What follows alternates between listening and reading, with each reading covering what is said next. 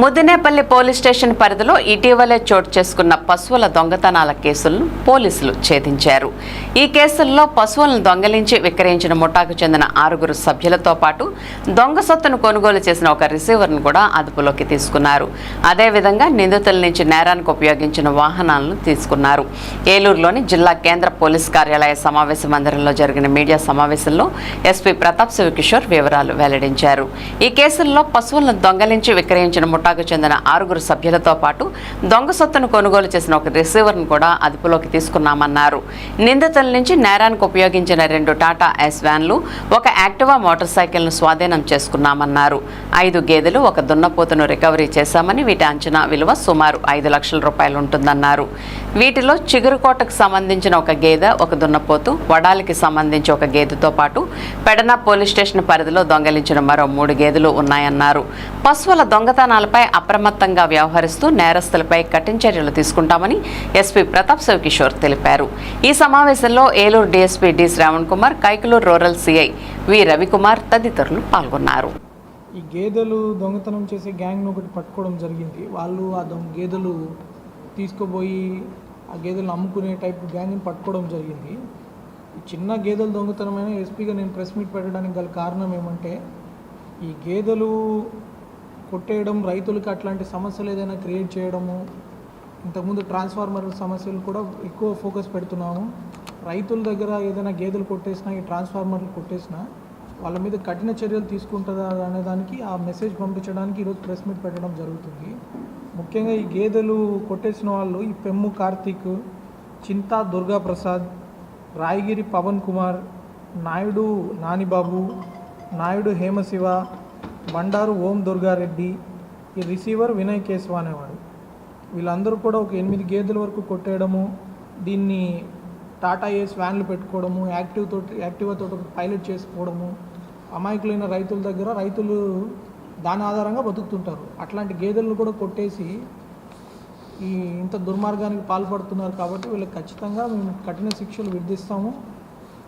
అంతేకాకుండా వీళ్ళకి ముందు ఇట్లాంటి చర్యలు చేయకుండా గట్టిగా గుణపాఠం కూడా చెప్తాము వాళ్ళకి. తర్వాత ఈ ఫ్యాక్టరీకి అమ్మడానికి కూడా వీళ్ళు కృషి చేస్తున్నారు. అలానా ఫ్యాక్టరీ అని చెప్పి బీఫ్ ఫ్యాక్టరీ ఉంది మనకి నూజివీడ్ లిమిట్స్. ఈ ఫ్యాక్టరీకి కొనే వాళ్ళందరికీ కూడా ఇది స్ట్రిక్ట్ వార్నింగ్ ఇస్తున్నాము. మీరు కానీ ఎక్కడైనా ఏ రైతుదైనా కొట్టేసిన గేదె కానీ మీరు రైతుతోటి మాట్లాడకుండా, అది ఫలానా రైతుదా కాదా కన్ఫర్మ్ చేసుకోకుండా మీరు కానీ గేదెలు కానీ, పశువులు కానీ, లేకపోతే ట్రాన్స్ఫార్మర్ వైర్ కానీ ఇట్లాంటివి ఏమన్నా మీరు కొన్నారంటే మీ మీద ఓన్లీ స్టోలెన్ ప్రాపర్టీ రిసీవర్ కాదు, మీ మీద పీడీ యాక్ట్ చట్టం కూడా ప్రయోగించడానికి వెనుకాడమని చెప్తున్నాను. ఇది ఒక్కసారి అందరికీ హెచ్చరిక చేస్తున్నాం, జాగ్రత్తగా గుర్తుపెట్టుకోండి. రైతులు గేదెలను కొట్టేయడము, తర్వాత ట్రాన్స్ఫార్మర్లు కొట్టేయడము ఇట్లాంటివి ఏమన్నా ఉంటే మానుకోండి.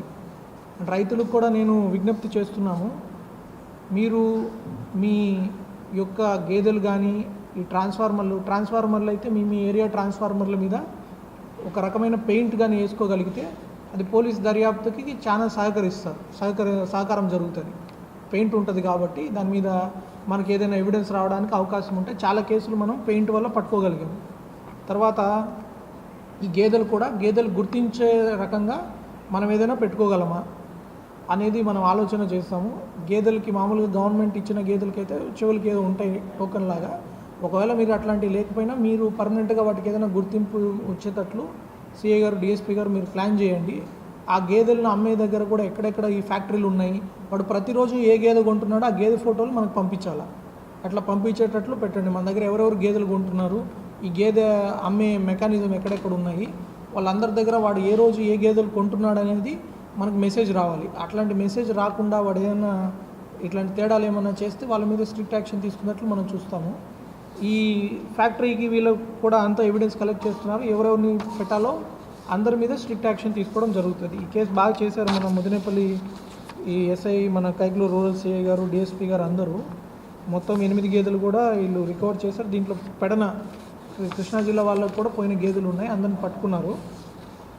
తర్వాత మన ఏలూరు 2 టౌన్ లిమిట్స్లో కూడా ఈ అంటే అన్నీ ఇంటి దగ్గర కట్టేసి వాళ్ళు ఏదైనా పనికి పోయి ఉండొచ్చు, అప్పుడు లాక్కపోవడం, బయట ఏదైనా మేతకు తిరుగుతున్నప్పుడు.